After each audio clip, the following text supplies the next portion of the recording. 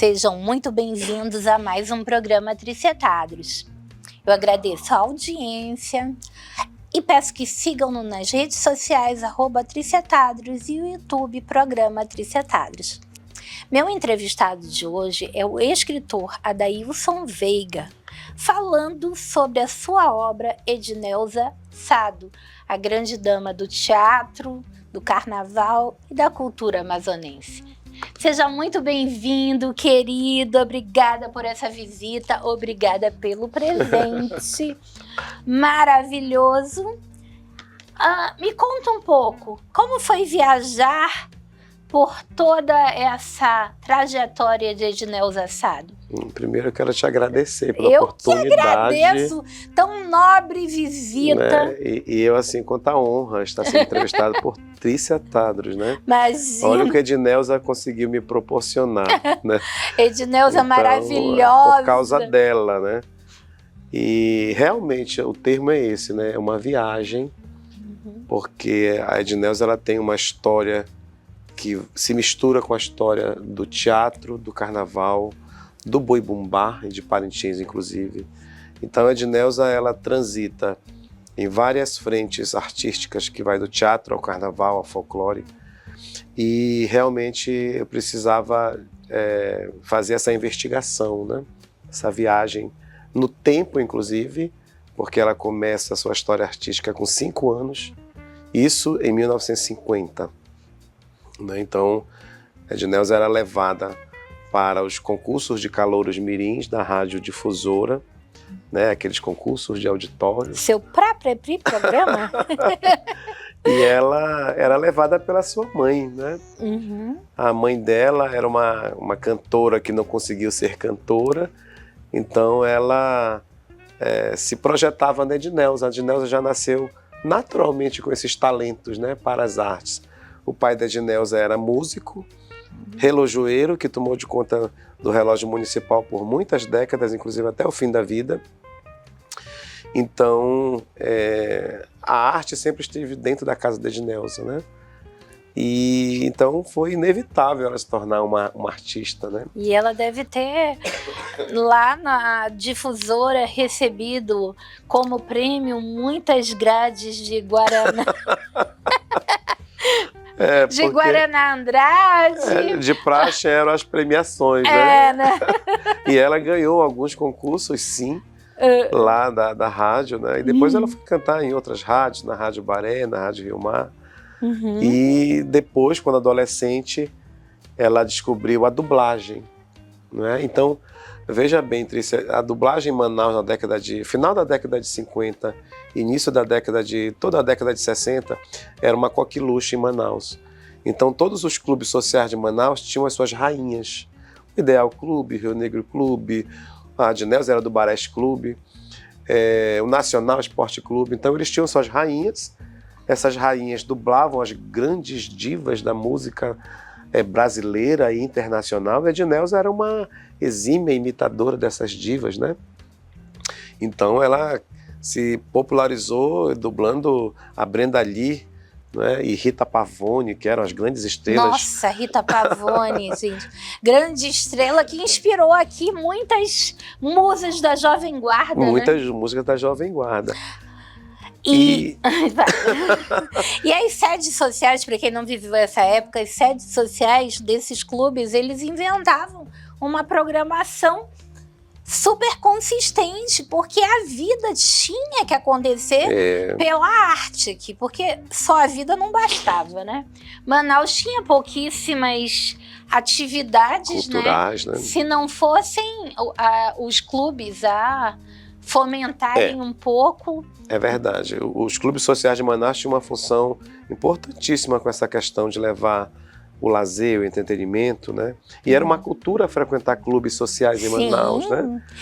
Existiam clubes de altíssima sociedade, mas existiam também os clubes de classe média, existiam os clubes de bairro, todo mundo tinha a cultura de frequentar para aquela domingueira, para as matinês, para as noites de baile, né? Noites de baile, né? Noites de baile, né? Que legal, né? Os bailes de debutante também, sim. né? Os bailes de carnaval. E sempre existiam as artistas, né? Isso.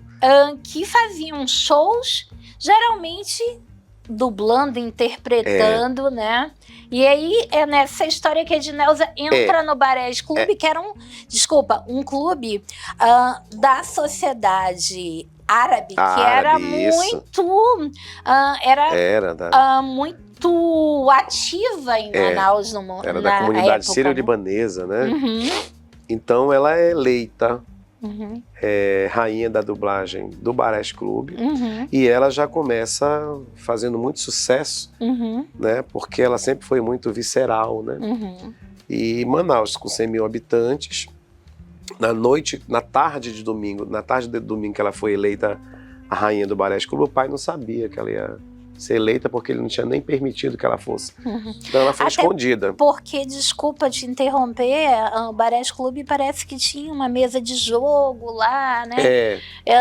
Alguns homens da sociedade iam jogar, então as moças eram proibidas de ir, porque ambiente de jogo não era ambiente para moças, né? Naturalmente elas eram proibidas de ir sozinhas, né? Tinha que ir com a família e num horário mais adequado. Mas a Edneuza, como sempre foi uma mulher muito à frente do seu tempo, ela se considerava uma transgressora, né? Ela acabou indo sem a autorização do pai. Ela dava uma empurradinha nas barreiras, né? E Manaus começou a comentar que a nova rainha do Barés Clube da dublagem era a Edneuza Sato. Quando ela chegou em casa, o pai já sabia. Então, já estava esperando com aquele cinturão. O cinto já estava na mão e aquele escândalo pronto. No caso dele, até um relógio de parede. Só que o tio dela era presidente do Barés Clube, irmão do seu Faiez, que era o pai dela. E aí ela já foi com o tio, enfim. Conclusão. E o tio já foi fazendo... Conclusão, né?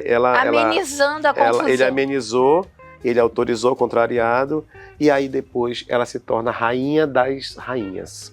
Ela é eleita a rainha de Manaus, do estado do Amazonas, das dublagens. Entre todos os clubes, né? Todos os clubes, e aqui a gente pode listar Ideal, Rio Negro, Bancrévia, Shake, São Raimundo, que mais? Sírio-Libanês, Luso. Todos esses aí eram locais que a sociedade frequentava, né?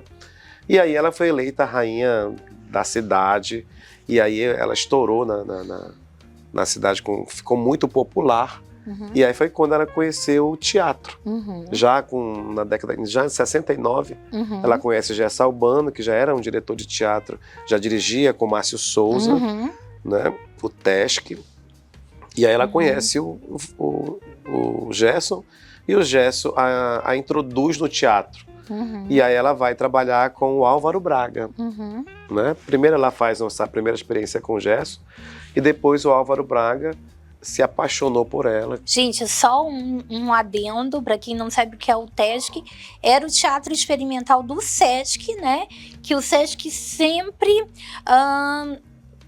patrocinou a cultura, e logo depois de um momento difícil de exílio para o Márcio Souza, o TESC o convida para assumir, o SESC o convida para assumir o TESC aqui em Manaus, para que ele pudesse voltar aqui para a nossa terra e continuar atuando nas artes, né? Exatamente. Então, o Teatro Experimental do SESC, ele recebe a Edneuza no finalzinho dos anos 60, né?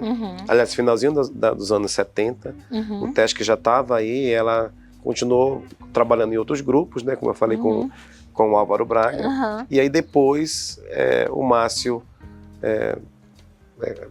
o Gerson Albano, oferece, né? Diz, olha, a Edneuza está sem grupo, é uma atriz extremamente popular, e o TESC era um grupo ainda muito elitizado, né?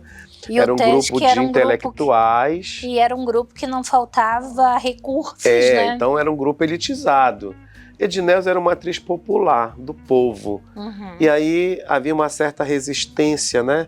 Porque Edneuza não era da academia, ela não era pesquisadora científica, ela era uma atriz popular.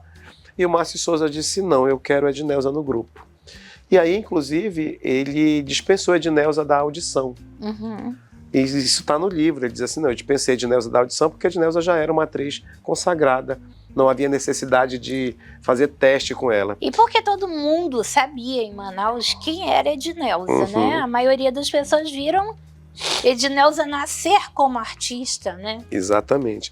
E aí Edneuza vai fazer os trabalhos com o Márcio e é uma atriz, assim, ovacionada pelo público.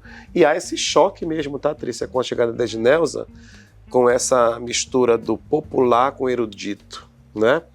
Então, e deu muito certo, né? Porque a Edneuza conseguiu popularizar muito mais o trabalho do TESC, não é? Levar para as camadas mais menos abastadas. Foi quando o SESC conseguiu entrar numa classe mais ampla, né? Numa classe mais ampla. Então a Edneuza, ela representa essa quebra, né? Essa quarta parede. Porque até então era tudo muito intelectualizado, né? Exatamente. Então, e ela fala isso no livro, parecia que o teatro era impenetrável por causa dos pensadores. E eu não sou uma pensadora, né? Sou uma artista. E aí ela passa... Nem só de mulher vive o teatro, né? Ela passa essa temporada com o Márcio Souza, né? Foi muito sucesso que eles fizeram juntos. E depois ela foi fazer outras coisas. E aí é quando, antes um pouquinho, ela também conhece já o carnaval. Então ela faz várias coisas ao mesmo tempo, sabe? A linha temporal dela é muito louca. Ela né? é sazonal, né? Ela é sazonal. Ela é sazonal. E ela consegue fazer várias coisas no mesmo tempo de linha. Ela funciona. Olha só a história dela no carnaval. Na época da ditadura militar, tinha uma escola em Manaus chamada Unidos da Selva, né? E Edneuza já era uma pessoa muito popular, porque ela tinha um programa na televisão, né, da família Hawashi. TV a Juricaba. TV a Juricaba, ela tinha um programa que ela apresentava, que era Pintando o Set, e era a garota propaganda das lojas TV Lar. Para quem, desculpa, só um minutinho, TV Lar todo mundo conhece, mas para quem não conheceu a TV a Juricaba ela retransmitia a Rede Globo em Manaus e depois passou a retransmitir a Manchete. Então, para vocês terem a ideia do alcance que a TV a Juricaba tinha, né? Exatamente. Então, ela já era muito popular nessa época por causa dessas aparições, né? Então, isso foi, assim, fantástico, porque a Unidos da Selva percebeu aquela mulher popular, ditadura militar, e ela simplesmente recebeu uma intimação. Não foi um convite, né? Nós queremos você como parte da escola. E foi uma intimação. Então ela compareceu lá no SIGS, ali de São Jorge, né? Foi muito engraçado. Aliás, isso. Muitos artistas, eu acho que eu vou pedir no próximo bloco, pedir um intervalinho pra gente falar mais sobre isso. Tá bom, vamos lá então. A gente volta já já.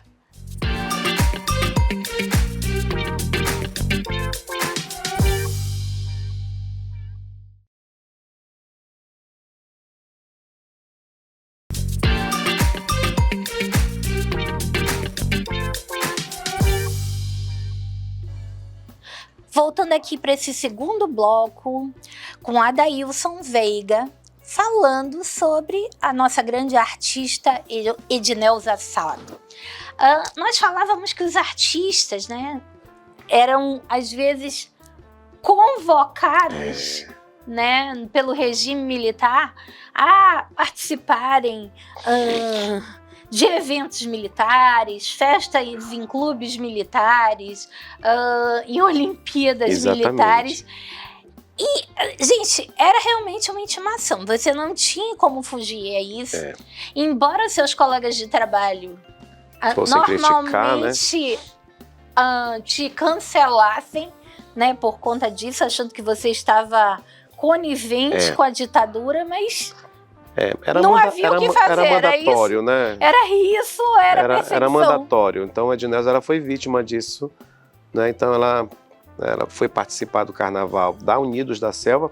O que era Unidos da Selva? Era uma escola de samba de militares que Gente, desculpa, selva é a maneira com que os militares se cumprimentam. Se cumprimentam, né? E Unidos da Selva era uma escola de samba dos militares. Eles vinham servir aqui no Amazonas, né? E vinham do Rio de Janeiro.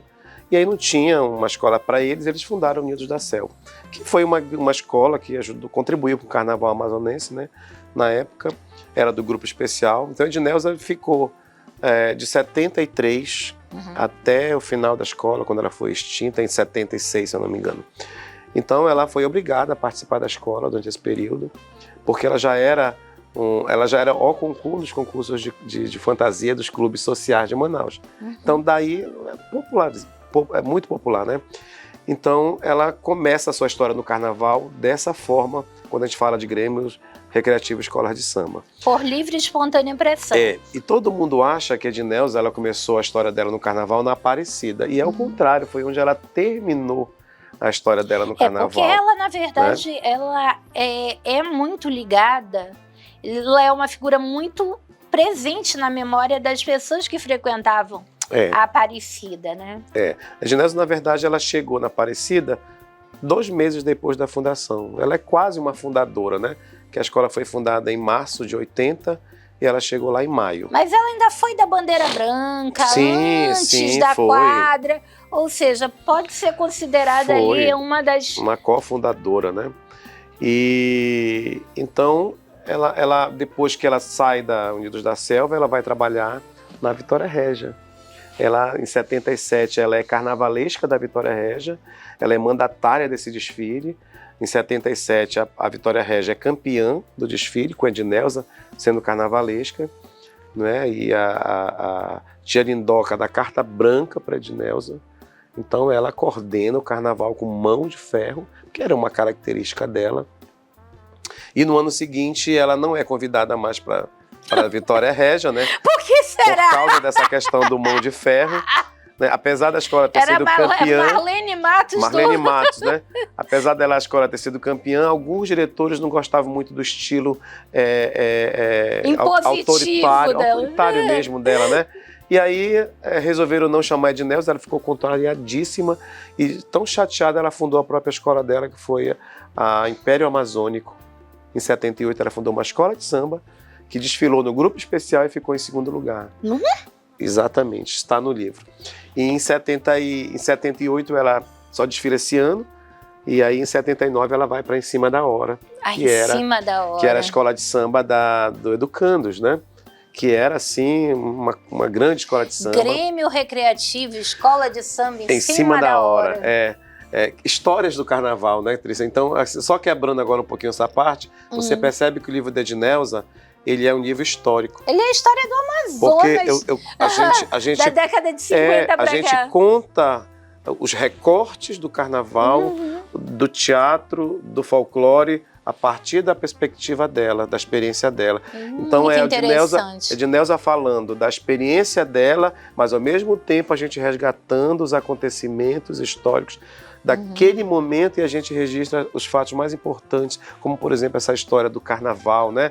Quem é Em Cima da Hora, quem é Unidos da Selva, então isso já está registrado. Já está registrado e já está para todas as novas gerações conhecerem, né? Quem é Edneuza. E aí, depois da Em Cima da Hora, em 79 ela está na Em Cima da Hora, em 80 se funda a Aparecida, por causa de uma divergência no desfile da Em Cima da Hora. Olha que coisa interessante, né? Ou seja, ela estava em todas as divergências. Tinha uma ala que descia todo ano na Em Cima da Hora, que era Alô, Alô, Aparecida, que eram os moradores da Aparecida, que formavam uma ala para descer pela Em Cima da Hora.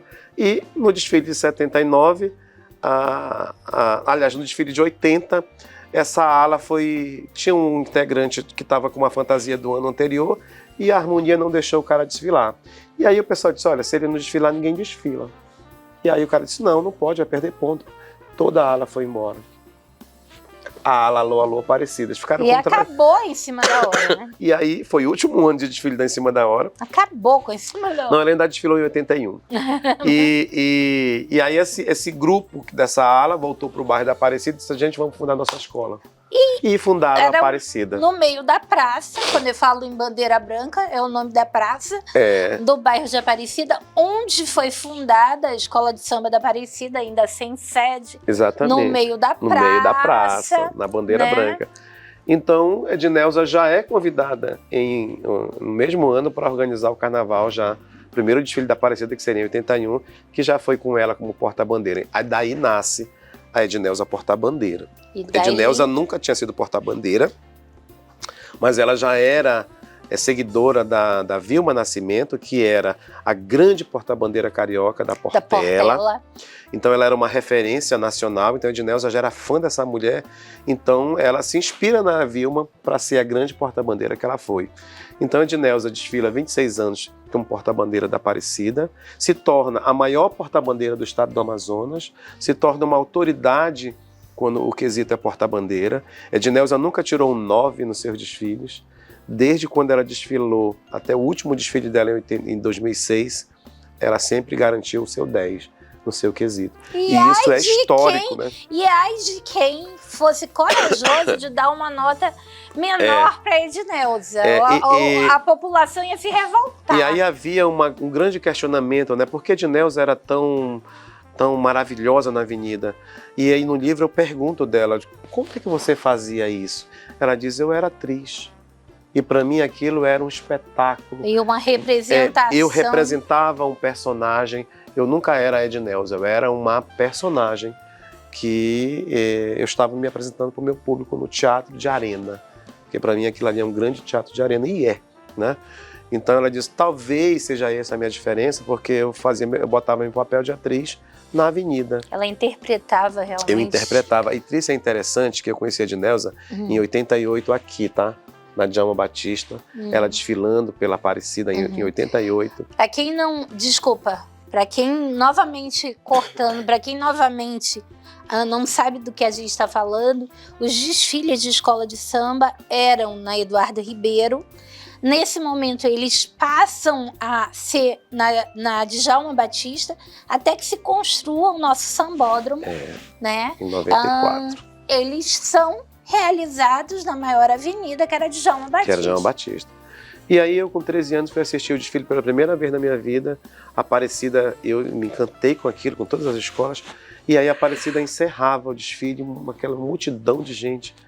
E a escola grandiosíssima, e eu vi aquele casal, mestre porta-bandeira. E eu estava numa arquibancada de madeira e ela se apresentando, e aquilo foi me encantando, e parecia que a Edneuza estava olhando para mim, tá?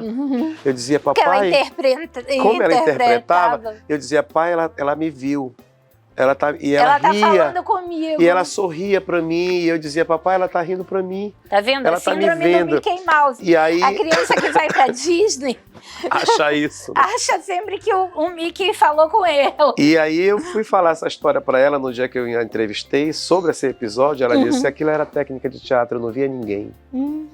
Eu não conseguia ver ninguém, eu via todo mundo. A técnica é você olhar nos olhos das pessoas, né? Elas imaginam que você está olhando para elas, mas você está ali fazendo o seu trabalho de atriz, né? Então daí a diferença da Edneuza na passarela do samba, né? Porque ela era uma atriz que desfilava como porta-bandeira. E ela representava realmente o enredo do ano. Ela fazia um verdadeiro show como atriz. Então né? é importante você falar isso, porque a Edneuza, ela confeccionava suas próprias fantasias. Ela não deixava ninguém fazer. Ela pegava o desenho carnavalesco, ia para casa dela, montava a equipe dela, a fantasia dela e do mestre dela era dela, ela fazia. Ela não permitia que ninguém se metesse na elaboração, na construção daquilo, né? Então, uma outra diferença da Edneuza, né, é que ela construía a fantasia dela, obviamente, com a orientação do carnavalesco, mas muitas vezes ela contrariava o carnavalesco, tá? Que ela não concordava com algumas coisas. Imagina ela com a Amadeu Pinto. Amadeu Pinto, que foi ela que levou para Aparecida. Né? Tiveram brigas assim homéricas, mas no final dava tudo certo, porque às vezes o carnavalesco não entendia o pensamento dela e na avenida funcionava maravilhosamente. Edneuza Assado, para quem não sabe, ela era guardada em todos os desfiles.